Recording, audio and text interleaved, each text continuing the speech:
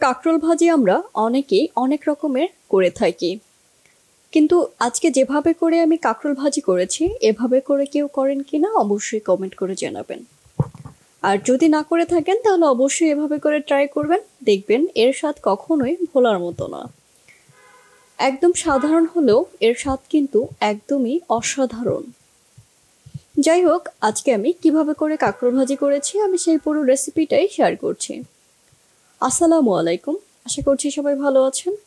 প্রথমে আমি কাঁকরোল কেটে নিয়েছি একদম ছোট ছোট করে, খুব বেশি ছোট করে ফেলিনি, একটু মোটা মোটা রেখেছি। এরপরে কাঁকরোলগুলোকে ধুয়ে নিচ্ছি।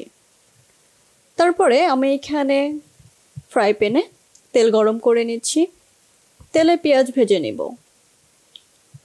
এরপরে পেঁয়াজটা যখন ভাজা হয়ে যাবে একটু ভালোভাবে, এরপরে আমি এখানে হলুদের গুঁড়া দিয়ে দিচ্ছি পরিমাণ মতো।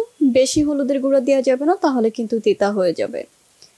এরপরে আমি এখানে ধনিয়ার গুঁড়া দিয়ে দিচ্ছি।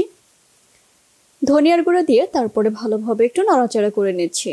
আর এদিকে তো পেঁয়াজটা খুব ভালোভাবে ভাজা হয়ে গিয়েছে, একদম বেরেস্তার মতো। তারপরে ওভাবে করেই আমি পেঁয়াজ ভেজে নিয়েছি। এরপরে আমি এখানে রসুন দিয়েছি প্রায় 2-3 কোয়া মতো কুচি করে, তারপরে কাঁচা মরিচ আর লবণ, এগুলো ভালোভাবে পরিমাণ মতোই দিয়েছি সবগুলো।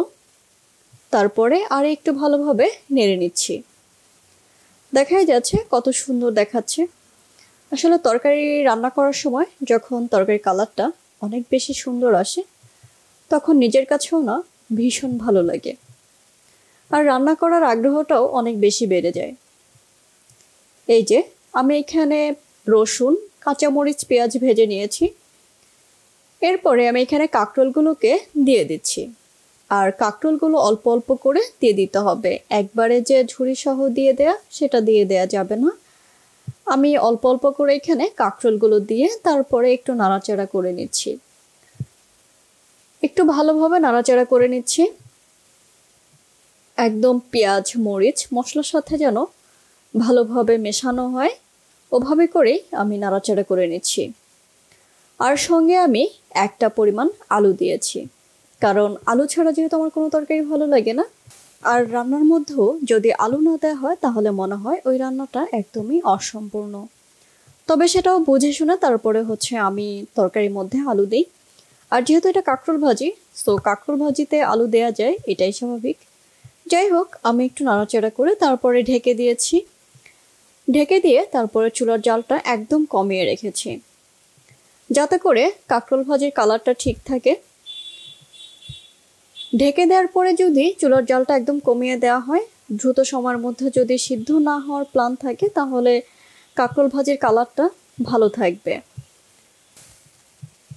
এই যে দেখাই যাচ্ছে কত সুন্দর কালার দেখা যাচ্ছে কাঁকরোল ভাজির।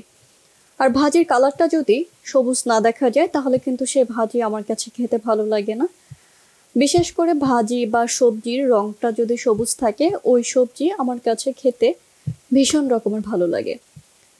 যাই হোক, প্রথমবার নাড়াচাড়া করে তারপরে যখন দেখতে পাচ্ছি যে সিদ্ধ হওয়ার জন্য আরও কিছুক্ষণ সময় লাগবে, এরপরে সেকেন্ড টাইম আবার আমি ঢেকে দিয়েছি। তবে চুলার জালটা কিন্তু একদমই কমানো ছিল। চুলার জাল বাড়িয়ে দেওয়া যাবে না, প্লাস অনেকক্ষণ ধরে ঢেকে রাখা যাবে না। চুলার জাল কমিয়ে তারপরে একটু একটু পরপর ঢেকে দিতে হবে, যাতে করে ভাজির কালারটা সুন্দর থাকে এবং ভাজিটা খুব তাড়াতাড়ি সিদ্ধ হয়ে যায়।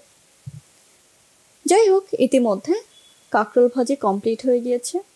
অসম্ভব রকমের সুন্দর হয়েছে ভাজিটা, আর ভাজিটা খেতেও কিন্তু অসাধারণ হয়েছে।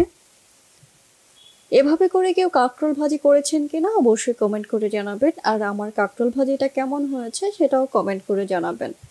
যদিও একদম ঘরোয়া একটা রেসিপি, এটা তেমন স্পেশাল বলা যায়, আবার স্পেশাল বলাও যাবে না। যারা ভাজি খেতে খুব বেশি পছন্দ করেন তাদের কাছে স্পেশাল মনে হবে। যাই হোক, আমি আমার মতো করে ভাজিটা করেছি, অবশ্যই কমেন্ট করে জানাবেন। আর ভালো লাগলে অবশ্যই লাইক করবেন, কমেন্ট করবেন এবং শেয়ার করবেন। সবাইকে অসংখ্য ধন্যবাদ আমার ভিডিওটা দেখার জন্য। আল্লাহ হাফেজ।